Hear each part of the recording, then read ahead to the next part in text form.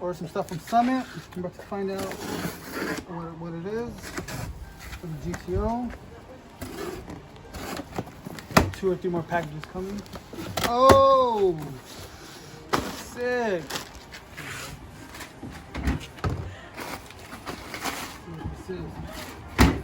Damn, son. Trans temp gauge, altimeter. It's the Pro Comp Ultralight series. With the oil pressure gauge, same series from altimeter. Oh, here's the cyclometer, bro. Damn, son. So sick. Bro. Fan, thermostat, with the -6 in. And that's the only other thing that I need to get. And then I got this one for the trans temp gauge that I'm gonna run on the side. It's a little shorter because I think the one that one comes with it's a little long, so it might be clearance issue. So they gave me this one just in case. And so it comes with the hose. I'm not gonna use this stuff. I'm gonna use the braided kit that I got with the -6 and fittings and everything. So this is spare if you use it for something else or one of your cars or something.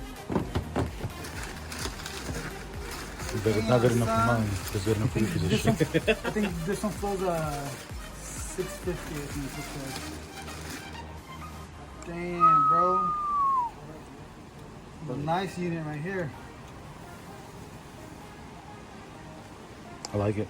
Oh yeah, I like it too, bro. And then depending on which one you wire up, it'll either pull or push, but this one's nice. That's a nice one. Just the gauge. If you guys are gonna take a close look at the sweep. And close look at the trans one.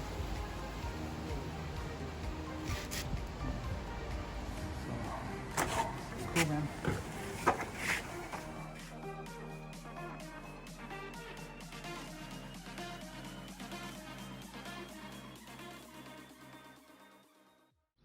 So here's everything that the trans temp gauge came with.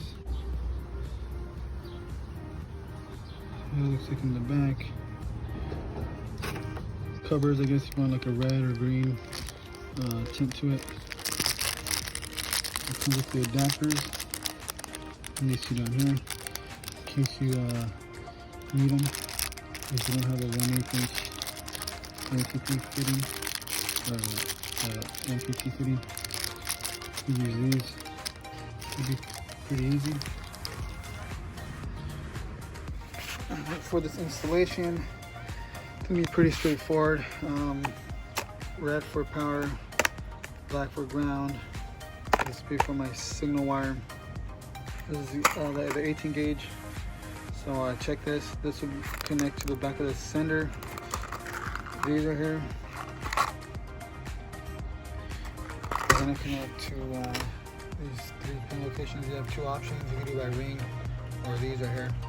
I think these will be a little bit more snug and tighter. So we will connect right there to the existing wire for a ground, power, dimmer switch.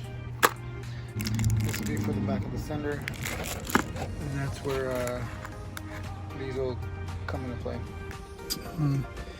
To remove the console right here, there's going to be 1 screw that's hidden towards the bottom inside. You're going to need like a small little Phillips like this.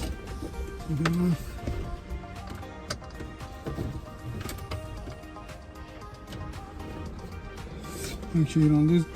And then once you're done with that, you can pretty much pull up this center piece. There's a bunch of tabs right here. There's like 6 or 8 tabs. You may have to move your shifter to neutral.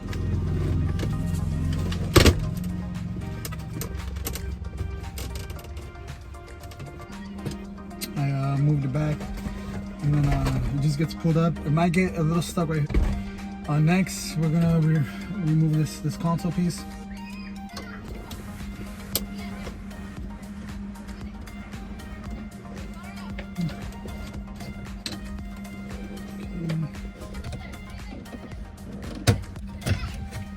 Okay. 1, 2, 3, 4.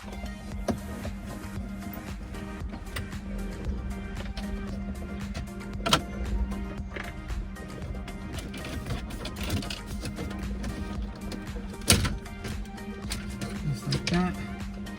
That's it. The bezel, there's gonna be 2 screws on top, and you pull it out, top part towards you, and then you lift up.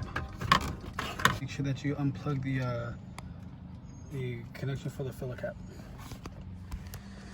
All right, so there's a lot of wiring right here, but we'll keep it simple for the lighting of the gauges, okay? So you're gonna get a power ground cable from Autometer, and to keep it simple, I used red for power and black for ground, okay? So the way that I decided to tie up these wires were to my fuel cap, I guess, switch right here. And according to the schematic, let me see if I can zoom in real quick. All right, so where it's tied in, the ground cable, the black one, in the manual says that it's a dimmable ground, okay? And then on the red one, instrument cluster. Okay, so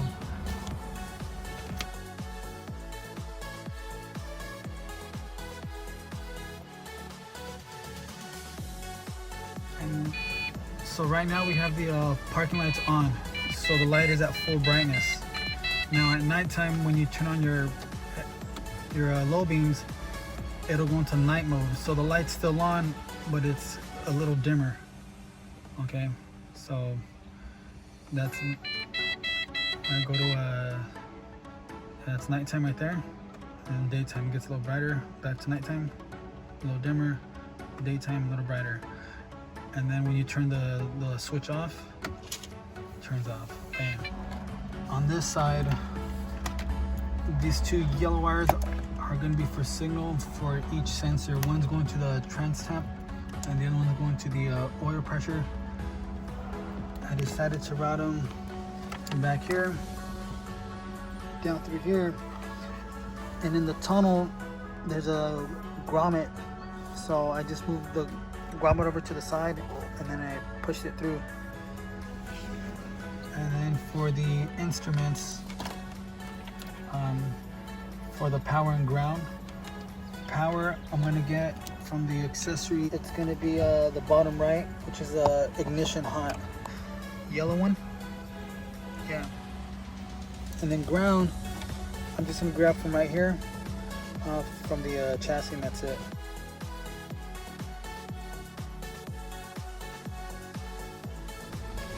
Power, and then ground. I'm tying the one to the power and the one, and then right here, this is going to be coming from the fuel cap switch. Connect them into the wire with these quick splice connections.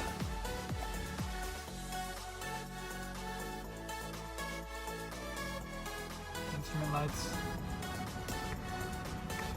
and then over here are both grounds and both powers that are going for the bulbs. And then to power up the gauges themselves, signal wires go trans temp and oil pressure. Alright, so I ended up pulling the ground from right there, and I got ignition hot, 2 yellow on the cigarette lighter, and here's a little test. Okay, so here it is on the, bam.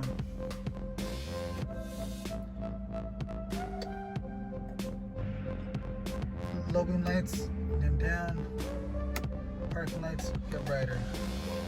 And next thing would be to hook up my sensors. So, alright, so originally I had all the wires here through the front. They went straight out and then connected to the gauges, pushing the gauge pod forward, and it was gonna keep the wires at this bend right here. Instead, I ran my wires in through the bottom right here, and on this side I ran them through the back of that brace, and I left some slack on the side, so I'm just gonna run some slack over to make sure that I have enough. But I just wanted to show you guys a not issue or problem, but just a small road bump that I ran into, in case you guys want to run yours the same way.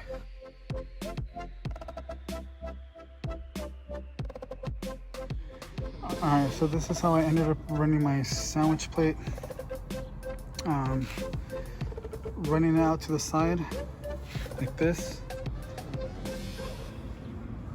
On the back port right here from these two would be the best clearance setup. Hand tight with a little bit of extra force with the 12 mil on these. Center was a 14 mil right there.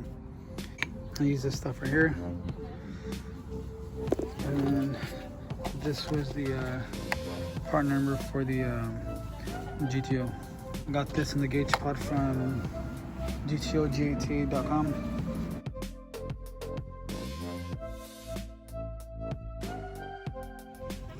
So here's how it looks on the bottom. If you put the sandwich first, you screw this. This will, it's gonna be hand tight with a little extra, I think like a quarter or a half turn more. And that's why I put it right here to clear the power steer pressure line from here. So if you want to still clock it, you could. So I put it like right there. The other option would be maybe to go back this way, but I think it'd be too close to the pan right here. If you want to add a temp sensor later, you know, it's just right in the front. It's pretty easy to access.